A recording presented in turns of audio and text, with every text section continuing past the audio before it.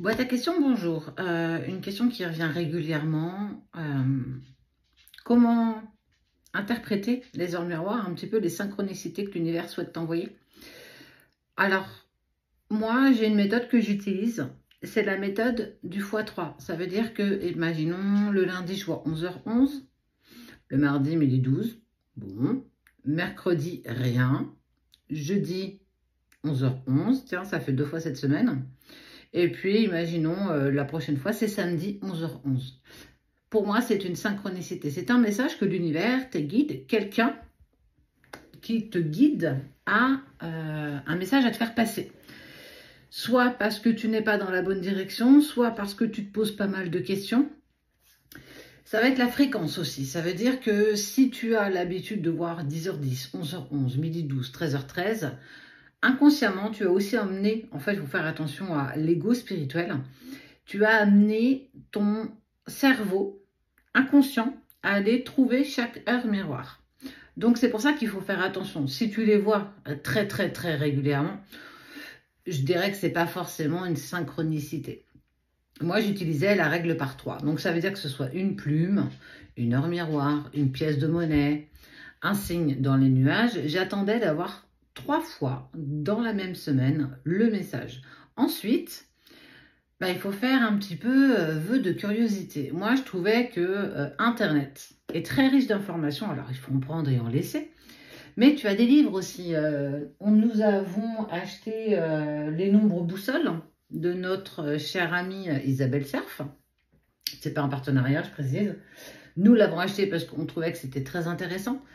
Il y a aussi sur internet heuremiroir.com, quelque chose qui fonctionne plutôt bien aussi.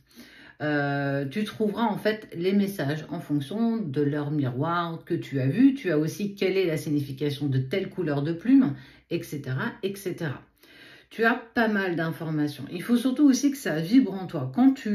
Souvent une synchronicité, c'est quand tu vas te poser une question pour laquelle tu n'as pas forcément la réponse.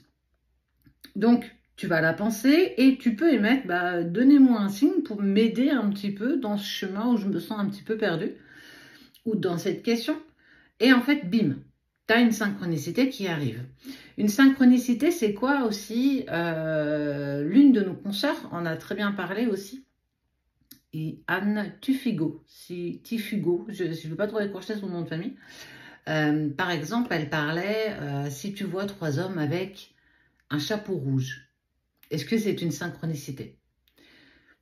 Peut-être pas. Mais si tu vois 3 hommes différemment dans la journée qui ont le même chapeau que par exemple, ton papa décédé avait, c'est une synchronicité. C'est un message de cette dite personne.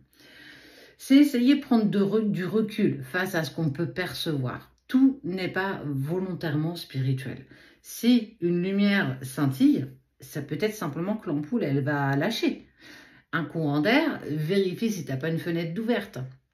J'ai ce côté très pragmatique pour parfois aussi rester terre à terre. Tout n'est pas une synchronicité et on arrive parfois avec, j'ai envie de dire, un ego spirituel, à se prouver que nous avons des synchronicités qui n'en sont pas. En fait, c'est ça le truc, qui n'en sont pas. Par exemple, on a été mettre du gasoil dans la voiture. Je suis allée aux toilettes. Alors ça, c'est une expérience qui m'est arrivée, par exemple, ce week-end. Nous sommes partis, du coup, tous les 7, parce qu'on a été faire un petit tour où il y a les bateaux du Vendée Globe. Et puis, du coup, je vais pour aller aux toilettes. Mon chéri me dit, je dis, en même temps, je vais aller régler l'essence qu'on a mis dans le véhicule. Et en fait, je vais pour régler et on me dit 77. Moi, je l'ai vraiment pris comme un signe. Nous étions 7. La somme était de 77. Du coup, voilà, on était sur quelque chose d'assez à l'unisson, j'ai envie de dire. Donc, pour moi, je sais que le 7 est le signe des anges, est le signe de nous. Nous sommes 7. Donc, c'est un signe. Je vais te parler aussi d'un tatouage. Je me suis fait un grand tatouage et j'ai mis une horloge. Et je vais pour compter, je ne sais pas pourquoi je compte, 1, 2, 3, 4, 5, 6, 8, 9, 10, 11, 12. Oh, j'ai dit tiens, c'est bizarre, j'ai l'impression qu'il me manque le 7. Je demande confirmation quand même, donc je demande à ma fille de venir me voir et de dire, et elle me dit, j'aimerais que tu comptes, alors ça date d'il y a quelques années, hein, il y a peut-être 5 ans en arrière. Je lui dis, j'aimerais que tu comptes. Elle me dit, oh maman quand même, je dis, je te jure, je pense qu'il me manque quelque chose. Puis elle compte, elle dit, oh maman, elle me dit, bah, il te manque le 7. Du coup, je rigole en fait. Le 7, est-ce que c'était pas aussi un message où on essayait de me dire, voilà, à un moment donné, vous allez être 7? Va savoir. Et pourquoi pas? Tu vois? Je suis allée faire tatouer mon 7 chez mon tatoueur, que je connaissais très bien du coup, donc il s'est un petit peu foutu de moi. Il m'a dit, bah, qu'est-ce qui t'a pris à compter? Bah, écoute, je sais pas. Et puis, il m'a retatoué, il m'a tatoué du coup le 7. Le 7, c'est ce qui nous définit, nous, en fait, cette famille. Ce sont en fait, pour moi, des signes, des synchronicités. Ça veut dire que on a toujours des réponses à nos questions. C'est pas forcément toujours celles qu'on souhaite entendre. C'est aussi parfois des messages où on te dit, non, là, stop, tu vois bien que tu vas pas dans la bonne direction et que si tu continues, par exemple, dans cette direction, voilà, paf, paf, paf. C'est pas toujours que des synchronicités positives. C'est aussi des messages pour te dire, hey, fais attention, regarde, tu n'avances pas dans la bonne direction. Donc, des synchronicités, tu en auras tout le temps. Il faut y être attentif. Mais à partir du moment où, voilà, effectivement, moi je te parle du chiffre 7, 11h11 pendant mon parcours sacré, était une heure miroir qui revenait énormément. Et 17h17 aussi. Et je regardais, et il y en a une, par exemple, je crois que c'était 18h18, qui ne me correspondait pas du tout. Non, c'est pas qu'elle ne me correspondait pas, c'est que je ne voulais pas entendre qu'on était en train de me dire que je n'avançais pas dans la bonne direction.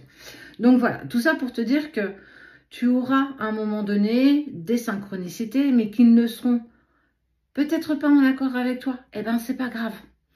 On prendra du temps à l'accepter et à se dire, ok, c'est vrai, j'ai peut-être pas été dans la bonne direction, j'ai peut-être pas fait le bon choix. Donc, tu peux avoir énormément d'indications sur ton chemin, le tien. Et tu peux te faire aider de livres, Internet et bibliothèque hyper enrichie. Alors attention, à prendre ou à laisser. Mais souvent, si tu es dans un parcours sacré et que tu es bombardé de synchronicité, souvent, c'est qu'il y a un truc qui colle pas. Il y a un truc qui... ça avance pas dans la bonne direction. C'est pas grave. Il faut en prendre conscience. Voilà, j'espère avoir pu répondre à ta question. Et puis, ben, n'hésitez pas pour une autre question dans la boîte à questions.